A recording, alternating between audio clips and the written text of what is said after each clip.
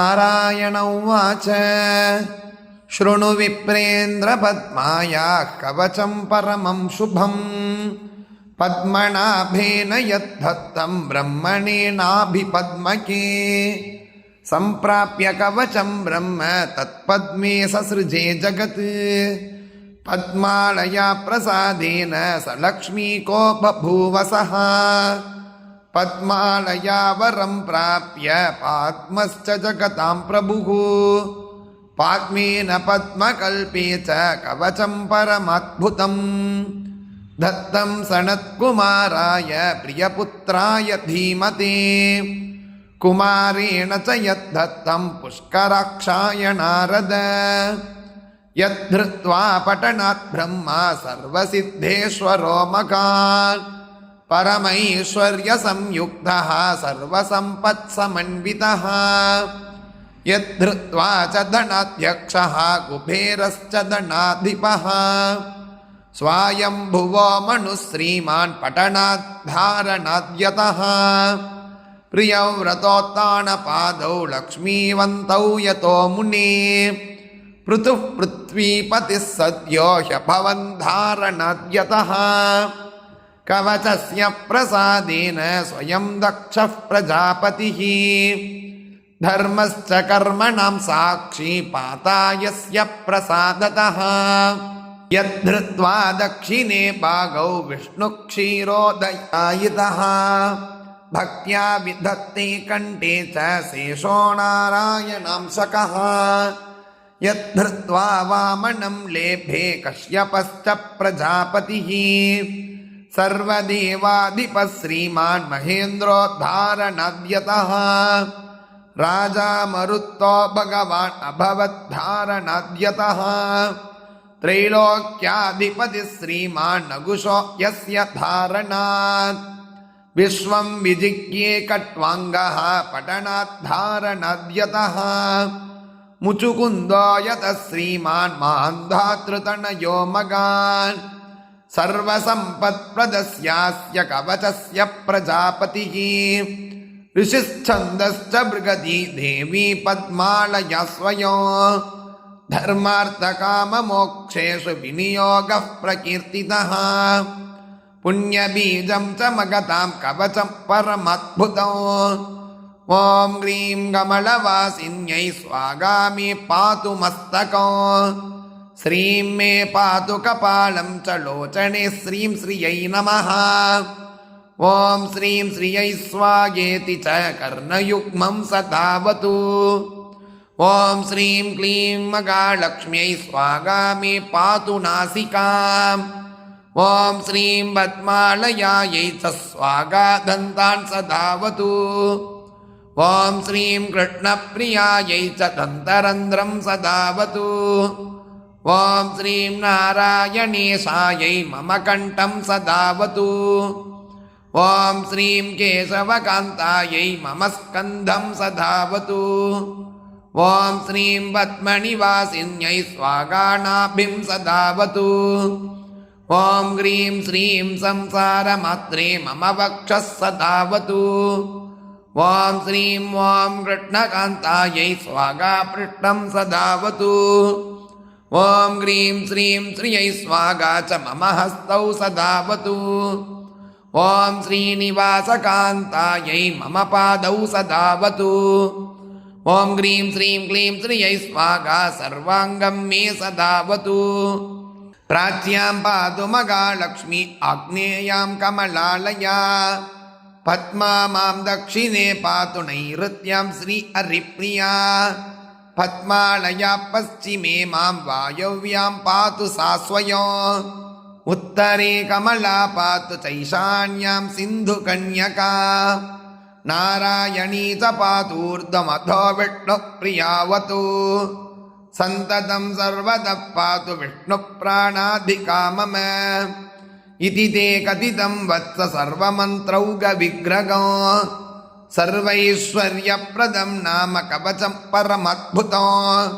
सुवर्णपर्वतं दत्त्वा मेरुतुल्यं द्विजातये यत्फलं लभते धर्मी कवचेन तथोऽधिकं गुरुमभ्यर्च्य विधिवत् कवचं धारयेत्तु यः कण्ठे वा दक्षिणे भागौ सश्रीमान् प्रतिजन्मनि अस्ति लक्ष्मीर्गृहे तस्य निश्चला शतपूरुषा देवेन्द्रैश्चासुरेन्द्रैश्च सौवद्भ्यो निश्चितं भवेत् स सर्वपुण्यवान् धीमान् सर्वयज्ञेषु दीक्षितः सस्नातः सर्वतीर्थेषु यस्येदौ कवचौ गले यस्मै कस्मै न दातव्यं लोभमोघभयैरपि गुरुभक्ताय शिक्षाय शरण्याय प्रकाशये इदं कवचमज्ञात्वा जपेल्लक्ष्मीं जगत्प्रसू कोटिसंख्यं प्रजप्तोऽपि न मन्त्रसिद्धिदायकः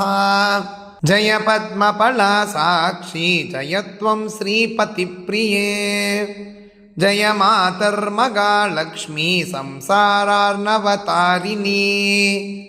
महालक्ष्मी नमस्तुभ्यं सुरेश्वरी हरिप्रिये नमस्तुभ्यं दयानिधे पद्मालये नमस्तुभ्यं च सर्वदे सर्वभूतहितार्थाय वसुवृष्टिं सदा कुरु जगन्मातर्नमस्तुभ्यं दयानिधे दयावति नमस्तुभ्यं विश्वेश्वरि नमोऽस्तुते नमः क्षीर्णार्णवसुते नमस्त्रैलोक्यधारिणी वसुवृष्टे नमस्तुभ्यं रक्ष मां शरणागतो रक्ष त्वं देवदेवेशी देवदेवस्य वल्लभे दारिद्र्यात्रायिमां लक्ष्मी कृपां कुरु ममोपरि नमस्त्रैलोक्यजननी नमस्त्रैलोक्यपावनी ब्रह्मादयो नमन्ति त्वां जगदानन्ददायिनी विष्णुप्रिये नमस्तुभ्यं जगद्धिते आर्तिहन्त्री नमस्तुभ्यं समृद्धिं कुरु मे सदा अब्जवासे नमस्तुभ्यं चपलायै नमो नमः चञ्चलायै नमस्तुभ्यं ललितायै नमो नमः नमः प्रद्युम्न जननी मातस्तुभ्यं नमो नमः परिपालय मां मातः मां तुभ्यं शरणागतो शरण्ये त्वां प्रपन्नोऽस्मि कमले कमलालये त्रायि त्रायि मगालक्ष्मी परित्राणपरायणे पाण्डित्यं शोभते नैव न शोभन्ते गुणा नरे शीलत्वं नैव शोभेत महालक्ष्मी त्वया विना तावत् विराजते रूपं तावत् शीलं विराजते तावत् गुणा नराणां च यावल्लक्ष्मी प्रसीदति लक्ष्मी त्वयालङ्कृतमानवाये पापैर्विमुक्ता नृपलोकमान्याः गुणैर्विहीना गुणिनो भवन्ति दुःशीलिनः शीलवतां वरिष्ठाः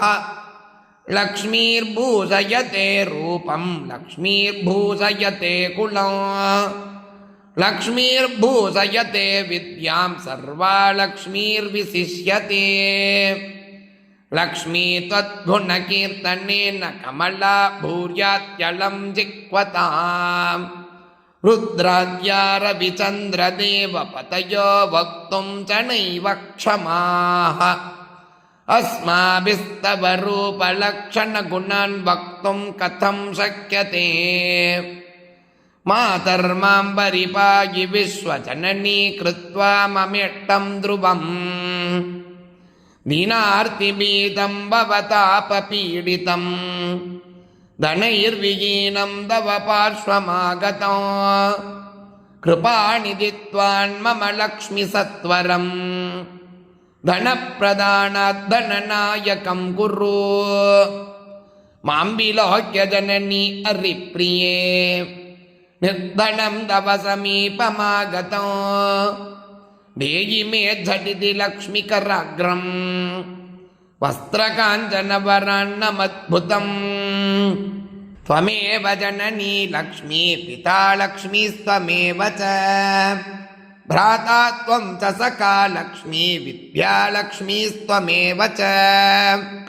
त्राहि त्राहि मगालक्ष्मी त्राहि त्राहि सुरेश्वरी त्राहि त्राहि जगन्मातः दारिद्र्यात्राहि वेगतः नमस्तुभ्यं जगद्धात्री नमस्तुभ्यं नमो नमः धर्माधारे नमस्तुभ्यं नमः सम्पत्तिदायिनी दारिद्र्यार्णवमग्नोऽगं निमग्नोऽगं रसातले मज्जन्तं मां करे धृत्वा तुद्धरत्वं रमेद्धृतम् किं लक्ष्मीबगुणोक्तेन जल्पितेन पुनः पुनः अन्यन्मे शरणं नास्ति सत्यं सत्यं हरिप्रिये एतत् श्रुत्वागस्त्यवाक्यं हृष्यमाना हरिप्रिया उवाच मधुरां वाणीं तुष्टागं तव सर्वदा श्रीलक्ष्मीरुवाच यत्त्वयोक्तमिदं स्तोत्रं यः पठिष्यति मानवः शृणोति च मगाभागस्तस्यागं वशवर्तिनी नित्यं पठति यो भक्त्या त्वल्लक्ष्मीस्तस्य नश्यति ऋणं च नश्यते तीव्रं वियोगं नैव पश्यति यः पठेत् प्रातरुत्थाय श्रद्धा भक्तिसमन्वितः ऋगेदस्य सदा तिष्ठेन्नित्यं श्रीपतिनासक सुखसौभाग्यसम्पन्नो मनस्वी बुद्धिमान् भवेत् पुत्रवान् गुणवान् श्रेष्ठो भोगभोक्ता च मान्नवः इदं स्तोत्रं मगापुण्यं लक्ष्म्यागस्त्य प्रकीर्तितम् विष्णुप्रसादजननं चतुर्वर्गफलप्रदम् राजद्वारे जयश्चैव शत्रोश्चैव पराजयः भूतप्रेतपिशाचानां व्याघ्राणां न भयं तथा न शस्त्रा न लतो यौघात् भयं तस्य प्रजायते दुर्वृत्तानां च पापानां बहुहानिकरं परो मन्दुरागरिराळासु गवां कोट्टे समाहितः पठेतद्दोषशान्त्यर्थं महापातकनाशनो सर्वसौख्यकरं नृणाम् आयुरारोग्यतं तथा अगस्त्यमुनिना प्रोक्तं प्रजानां हितकाम्यया अस्य श्रीकुब्जिका स्तोत्रमन्त्रस्य सदाशिवऋषिः अनुष्टुप् छन्दः श्रीत्रिगुणात्मिका देवता ॐ ऐं बीजम् ॐ ग्रीं शक्तिः ॐ क्लीं कीलकम् मम सर्वाभीष्टसिद्ध्यर्थे जपे विनियोगः शिव उवाच शृणु देवि प्रवक्ष्यामि कुब्जिकास्तोत्रमुत्तमम् येन मन्त्रप्रभावेण चण्डीजापः शुभो भवेत् न कवचं नर्गलास्तोत्रं कीलकं न रहस्यको न सूक्तं नापि ध्यानं च नन्यासो न च वार्चनो कुब्जिकापाठमात्रेण दुर्गापाठफलं लभेत् अतिगुह्यतरं देवि देवानामपि दुर्लभो गोपनीयं प्रयत्नेन स्वयोनिरिव पार्वती मारणो मोगणं वश्यं स्तम्भनोच्चाटनादिकं पाठमात्रेण संसिद्ध्येत् कुब्जिकास्तोत्रमुत्तमम् ॐ ऐं ग्रीं क्लीं चामुण्डायै विच्छे ॐ ग्लौं हुं क्लीं जूं सः ज्वालय ज्वालय ज्वल ज्वल प्रज्वल प्रज्वल ऐं ह्रीं क्लीं चामुण्डायै विच्चेज्वल हं सं लं क्षं फट् नमः नमस्ते रुद्ररूपिण्यै नमस्ते मधुमर्धिनी नमः कैडपहारिण्यै नमस्ते महिषार्धिनी नमस्ते शुभहन्त्र्यै च निशुम्भासुरघातिनी जाग्रतं किमगा देवि जपं सिद्धं कुरुष्व मे ऐङ्कारी सृष्टिरूपायै ह्रीङ्कारी प्रतिपालिका क्लींकारी कामरूपिण्यै बीजारूपेण नमोऽस्तु ते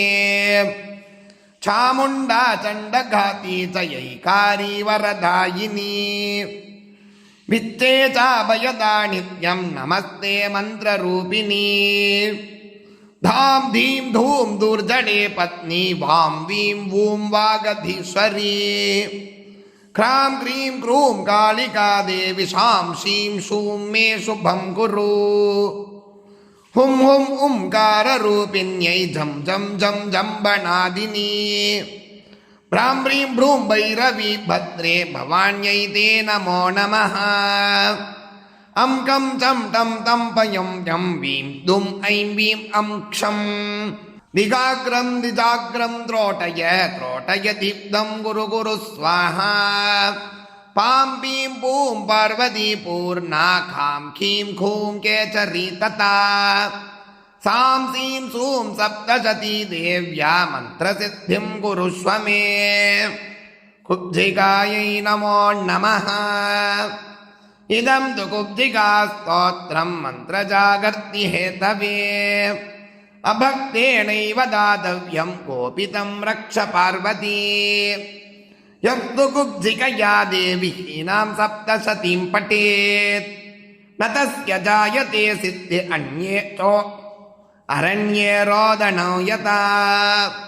इति श्रीरुद्रयामले गौरीतन्त्रे शिवपार्वती संवादे कुब्जिका स्तोत्रम्